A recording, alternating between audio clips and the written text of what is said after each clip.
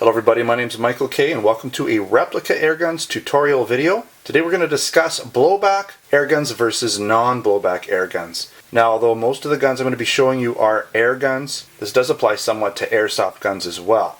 Alright, so let's just go through a list of different features of each style, so blowback versus non-blowback. Well, blowback, first of all, blowback airguns usually have a movable slide that moves back and forth with each shot. So in other words, take a quick look here. Slide moves back and forth with each shot, like that. Okay? That's a typical feature of a blowback gun. Here's another one here. Movable slide, back and forth. Now this slide doesn't move quite as far back, more like a 3/4 or half back, but it still moves back and forth. Now sometimes the blowback operation is internal, so it'll have an internal bolt, so you're not going to see the external slide moving back and forth. Give you an example. We have this guy right here. This is a blowback gun. Just got to get this back. Alright, so you'll see when the blowback actually happens, this internal bolt moves back and forth. So it is blowback, even though sometimes you don't see it, so to speak. Okay? You don't see the slide moving back and forth, but something inside the gun is blowing back and forth. Could be a bolt, could be like an internal almost receiver in a sense, and that'll move back and forth. Now keep in mind that with blowback air guns, you are going to use some of the CO2 to move the slide, right? So some energy from the CO2, some people will call it, is wasted, depends on how you look at it, but some of that CO2 is used to make the slide go back and forth, and the same is true with airsoft when you're talking about gases, so like green gas or propane. Now the blowback motion of the slide with some blowback air guns can also cock the hammer or internal striker, allowing for true single action trigger pull, but not always. So here's an example. There's no CO2 in here, hopefully. So here is an example where I'm going to actually, you'll see here we have a true single action. There's double action. When the slide goes back and forth, cocks the hammer. Now we have the short, light, single action. See how short? So there's double action, long, heavy pull. Slide cocks back from the blowback, and then you have double action, or single action, sorry. Now that's not always true. So for example, this gun here, now there is CO2 in it, so I'm going to show you this. It's going to make a little bit of noise here. But when I'm actually pulling the trigger back, it's kind of a double action because it's actually allowing the BB to go into the chamber. And with these guns, if you actually have them pointed down, the BB will, once you pull the trigger back, it'll actually allow a BB to go into the chamber, and it can roll out if you're not careful or if you're not shooting quickly. But watch this. Probably can't even see the slide moving, but it's kind of a double action. This isn't a really great example, but some air guns, some blowback air guns, when you do shoot them, like the SA-177, the HPP for example, you're actually pulling back an internal, it's almost like the barrel moves forward in the gun and slams back, so it's like you're pulling back an internal hammer. So it's not really a true single action, it's a double action. Now with blowback guns, you are going to notice some recoil. Again, there's a little bit. This gun doesn't have a super heavy slide or a real true full blowback. It doesn't go back as much as some of the other guns do, but you still feel recoil, and your hand will move a little bit. This one's pretty light, mind you, real snappy and light, but a gun like this, the blowback, because the slide is heavy, is very noticeable, and the gun will move around, simulating recoil similar to a real gun. So there's definitely some benefits to that. Now non-blowback air guns can have like moving slides as well. So let's take a look at this one. This one has a moving slide, and the nice thing is when you pull the slide back, it cocks the hammer, giving you single action. Okay, so there's double action, single action, or you can just pull it back manually. But when you shoot this gun, the slide doesn't cycle because it's not a blowback gun. So it's an example of a gun, an air gun with a movable slide separate from the frame that does not have blowback. Here's an example of an air gun without a movable slide. It's just basically a double action semi-auto gun, fairly straightforward. Okay, no movable slide, it's actually all molded in. Not going to find anything really fancy with that one.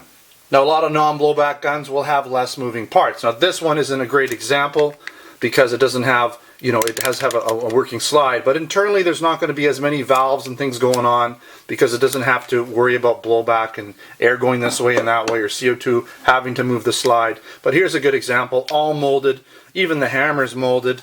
You know, you've got this little barrel that goes, this is what I'm talking about, it moves forward and then snaps back, releasing the CO2, allowing a BB to come out the barrel. This is a very straightforward gun, not a lot of moving parts, okay? And that's, you know, a lot of non-blowback guns will be a little simpler because they don't have to worry about all those parts and blowback and all the valves and things like that.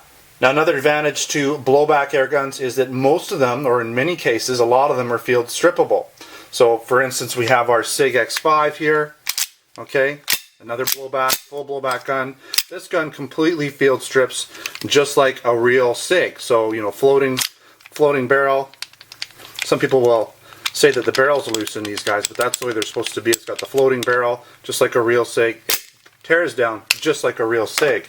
So that's an advantage to it. Now, this Makarov here, the Umerix Makarov, the slide does come off. You can pull it, the slide right off and do the whole field strip with it too. So it's a little bit of a, I guess it's not your normal non-blowback gun in that it is field strippable, so that's kind of cool.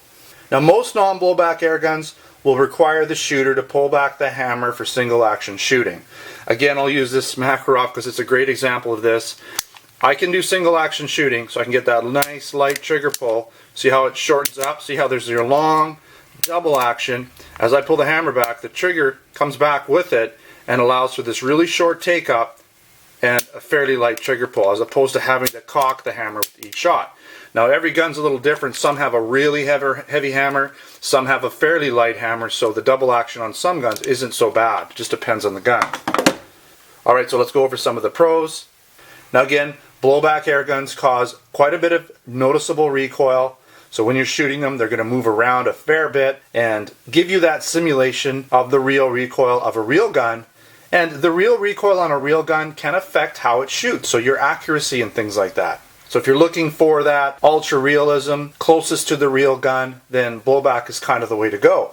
Now, blowback air guns in some cases have true semi-auto action, with true, again, single action triggers which mimic the authenticity of the real steel versions of the guns. They replicate much better, making them better training tools. Kind of what I basically just said. I'm just kind of reading off my notes here so I don't miss anything. And again, having that recoil makes them potentially better training tools. Another thing about blowback air guns is they look really cool when you shoot them. And they're really ideal to use as action stage props, right? So if you're going to use them in a video you're making, a movie, or what have you, and you want that gun to look real and have the blowback action, then blowback's the way to go again. So let's talk a little bit about the non-blowback air gun features, I guess you'd say, even though we're kind of covering it as we go. Non-blowback air guns, again, tend to have less working parts, so there's less things to go wrong, right? So you got less parts, the gun's going to be a little more reliable. And because they don't have the recoil, a lot of times people find them easier to shoot and more accurate. Now, that doesn't mean that they are more accurate. Sometimes it's really the shooter just having to get used to the blowback. Like, for instance, I've heard a lot of people say that the PX4 is an inaccurate gun. The reality is it has heavy blowback, and some people just aren't used to the blowback, and they haven't, I guess, mastered the art of shooting a blowback gun. I don't find it hard to shoot at all. I'm used to shooting real steel guns. I'm used to shooting a lot of blowback guns, so for me, I can shoot it fairly accurately.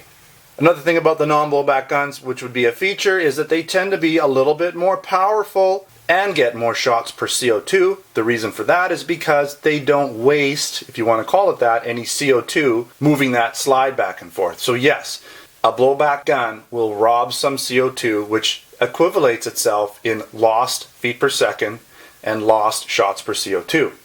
Alright, so let's talk about some of the cons, and this is going to be a little redundant in some cases here, but we'll talk about cons. So blowback operation can rob some of the power and will also rob how many shots you get from the air gun. Blowback air guns are affected even more by cold weather and the cool down effect. So what we're talking about here is you use quite a bit more CO2 with each shot, so more CO2 is rushing into the gun, cooling the gun down. So follow-up shots are going to be weaker and weaker, and the blowback action is even going to become weaker and weaker because the gun becomes cooler and cooler, especially when the weather's not warm out. And the reason for this is because CO2 requires a warm environment to expand properly. So if you're releasing the CO2 into a cold gun, it just doesn't fully expand, creating less pressure, less blowback, less feet per second. And again, the recoil from the blowback airgun can cause an accuracy decline for some people. Again, that's more on a person-to-person basis. Now, getting into the non-blowback airgun cons, non-blowback airguns are generally double action when shooting semi-auto. So even though these guns are styled after semi-auto guns, when you're shooting a non-blowback gun, it's for the most part going to be double action unless you pre-cock the hammer before each shot, which really takes away from the whole semi-auto shooting fast style. Non-blowback airguns do not replicate the recoil action of a real gun. So you're losing out on that side, realism.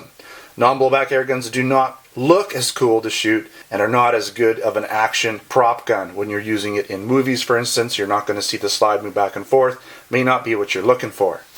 Alright, so I want to thank you again for watching another Replica Airguns instructional video. Don't forget to subscribe before you head out. Check us out on Facebook and Twitter. Username is Replica Airguns. And stop on by our ReplicaAirguns.com website if you get the chance. You can also check out our Canadian and US online stores we have there where we sell air guns, BB guns, pellet guns, airsoft guns, blank guns, knives, and other accessories. Thanks for watching. Until next time, take care.